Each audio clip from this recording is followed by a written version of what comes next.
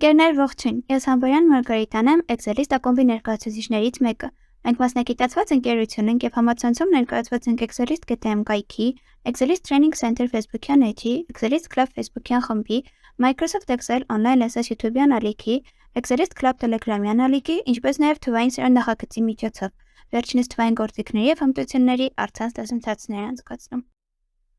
Ընկերներ, այսօր կքննարկենք, թե ինչպես օգտագործենք Google Sheets-ի query ֆունկցիան մեզ անհրաժեշտ ինֆորմացիան ամսաթվերով համակարգելու համար։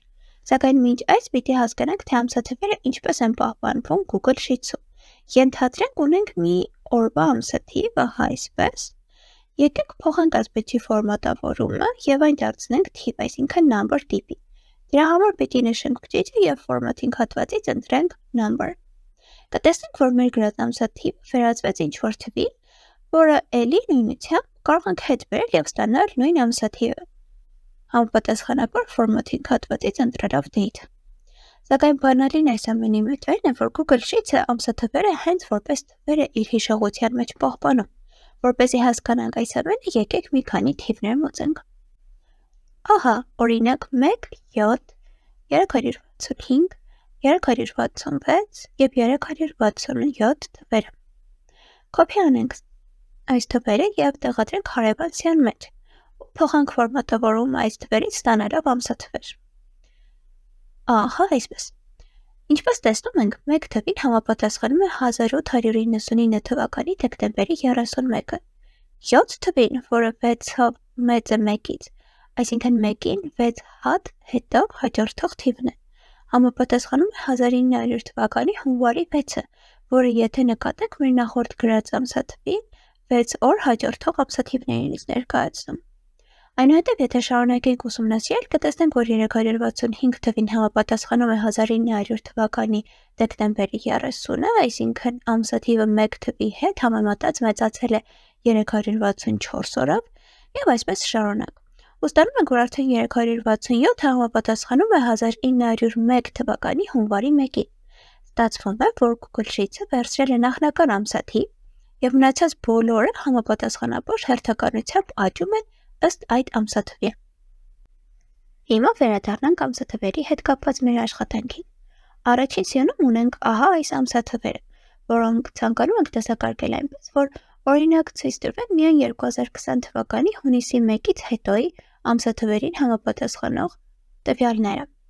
Դրա համար մի նոր էջ բացենք, որտեղ կհավաքենք միայն հարցումներին համապատասխանող տվյալները եւ օգտագործելով նախորդ վիդեոյում կիրառված մեթոդը գրենք հարցումը։ Ներմուծենք query մեթոդը, այնուհետև քանի որ այն 3 պարամետր է պարունակում, որպես data ընդգրկենք առաջին էջի մեր աղյուսակի հասցեն, այնուհետև ներմուծենք ամեկ բջջի հասցեավորումը, որտեղ հետագայում կգրենք մեր բջջի մարմինը եւ ընտրենք հետերների քանակը 1 եւ սեղմենք enter։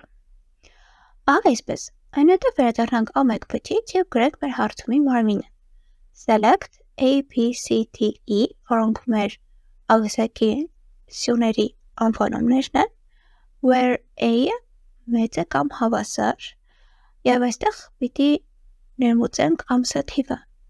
բայց որպես այդպեսի չենք կարող բանաթվի մեջ ներմուծել ամսաթիվ։ Դրա համար պիտի ներմուծենք այդ ամսաթվին համապատասխանող թիվը։ Դրա համար մեկ առանձին բջջի մեջ գրում ենք 2020 թվականի հունիսի 1-ը, ահա այսպես, եւ ամսաթիվը վերափոխում ենք թվի։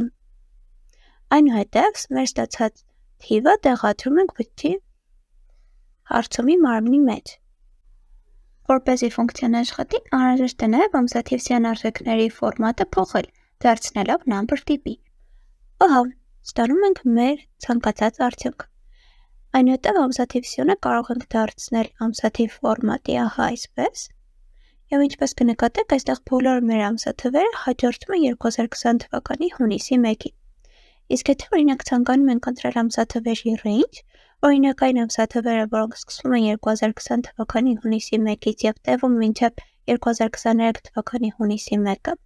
նախ պիտի պարզենք, թե 2023 թվականի հունիսի 1-ին ինչ թիվ է համապատասխանում։ Դրա համար նույն ձևով ամսաթիվը ներմուծում ենք առանձին բջջի մեջ ֆորմատավորումը փոխելով ստանում ենք նրան համապատասխանող թիվը եւ մեր հարցումի մարմնի, այսինքն A1 բթի մեջ ավելացնում ենք պայմանի հետեւյալ կտորը and a-ը փոքր է կամ հավասար եւ տեղադրում ենք մեր ստացած թիվը։ Ծախում ենք enter։ Ահա այսպես ստանում ենք մեր ցանկացած արդյունքը։ Դե ինչ ընկերներ, այսօր սովորեցինք եւս մեկ բան ամսաթվերի հետ կապված եւ դրանք կիրառեցինք հարցումների մեջ։ Դեռ կշարունակենք համալրել մեր գիտելիքները։ Այսօրվա համար այսքանը, դեռ կհանդիպենք։ Stay tuned.